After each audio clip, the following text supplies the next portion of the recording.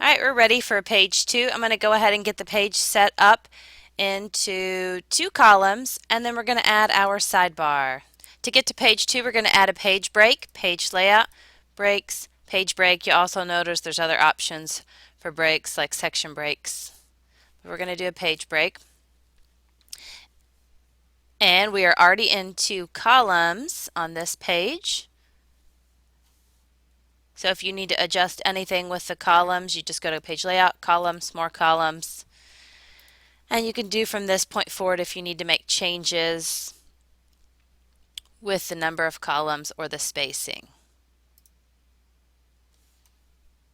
To insert our sidebar, we're going to go to Insert, Text Group, Text Box, and you'll notice different sidebar options over here. If you want to see more options, you'll need to go to the Quick Parts Gallery.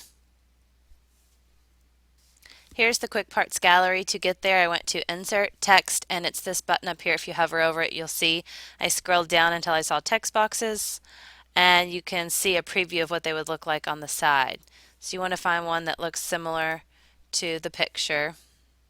Reminder to students, faculty, and staff, pancakes are being served in the multi-purpose room, sponsored by the FCCM to raise money for the FCDM.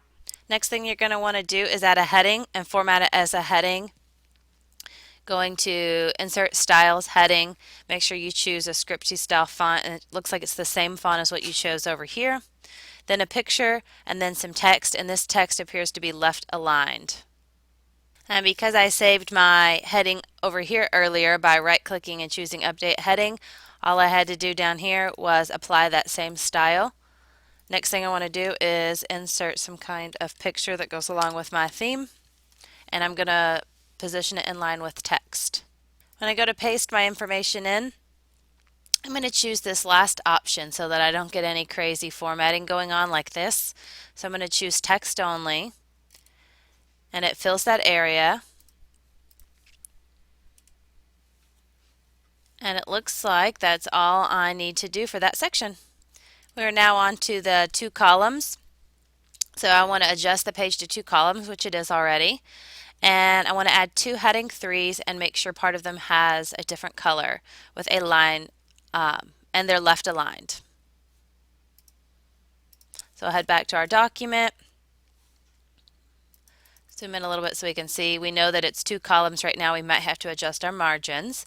And we need to insert 2 headings. If you don't know what your headings are going to be yet, you can start just by writing heading 1, and you can fill it in later and change it. And you can do that same thing for heading 2. So I want my next heading to go to the next column, so I'm going to do page layout, breaks, column break, and I now have it in the second column. But I really want my columns closer together, so I'm going to have to do some adjusting. And what I decided to do was to go with a 3-column layout so my sidebar could be in the 3rd column. I'm going to go ahead and turn on my show hide so I can see if my column break and put my second heading.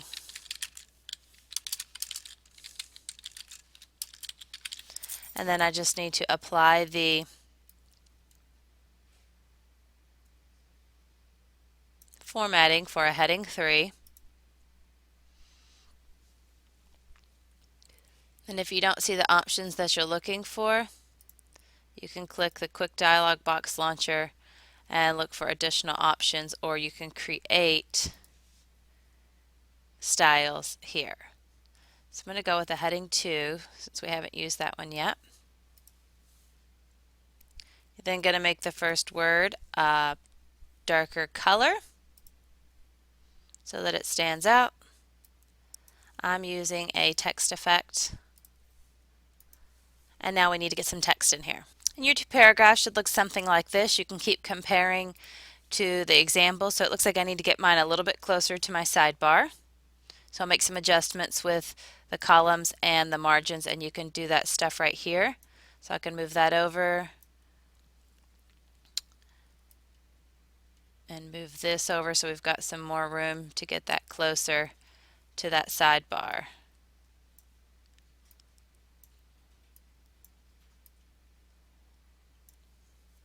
and just keep making adjustments till you get it looking the way you want. You can also make your adjustments under page layout, columns, more columns, and adjust the width of each of the columns. And what I did to spread these columns out is I went to page layout, columns, more columns, unchecked equal column width, made both column 1 and 2 a little bit larger so that column 3 I could reduce the size of, and you can also reduce the spacing between.